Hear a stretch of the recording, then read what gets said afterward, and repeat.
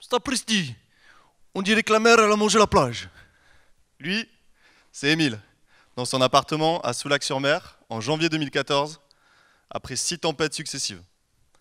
Entre 1967 et 2014, cette plage a reculé de plus de 200 mètres.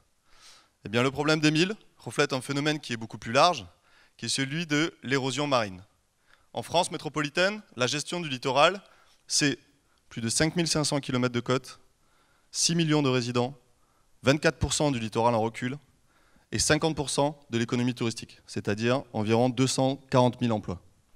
On comprend donc bien l'importance socio-économique qu'il y a autour de ce littoral et l'enjeu de trouver des nouvelles solutions pour préserver cette zone fragile. Eh bien, mon sujet de thèse, c'est de développer un nouveau matériau pour stabiliser les plages. Alors le principe est le suivant, on prend une grille en acier, on l'immerge dans de l'eau de mer et on la polarise avec un courant électrique très faible. Là, il se passe ce qu'on appelle l'électrolyse de l'eau, qui est une réaction chimique, qui va permettre au calcium et au magnésium, naturellement présents dans l'eau de mer, de venir se fixer sur notre grille et de former du calcaire. Première étape. Deuxième étape, si on enfouit cette grille dans le sable, alors au fur et à mesure, les coquillages, le sable, le calcaire vont former un bloc résistant comme une sorte de béton naturel. Eh bien, mon travail de laboratoire, c'est de trouver les meilleurs paramètres en fonction de la température de l'eau, de l'agitation, en fonction des différents types de sédiments ou encore du courant électrique pour développer ce béton naturel le meilleur possible. Bon ben, c'est bien joli ça mon petit gars. Mais en vrai, ça donne quoi? Eh bien concrètement, je travaille aussi sur un chantier pilote avec une entreprise.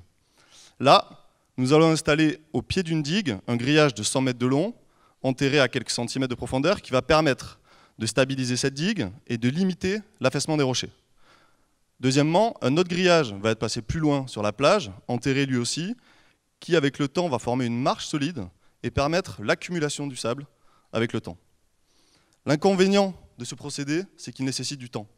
Par contre, il a l'avantage d'être écologique, car il utilise des espèces naturellement présentes dans l'eau de mer. Il est durable, il est facile à mettre en œuvre et donc peu coûteux par rapport à d'autres techniques de protection du littoral. Et il est esthétique, c'est-à-dire qu'il a exactement la même couleur que les sédiments dans lesquels il se trouve. L'avantage surtout, c'est que ce procédé, il est valable et applicable dès à présent. Des nouvelles d'Émile? Il a investi sur notre projet ses dernières économies. 3, 2,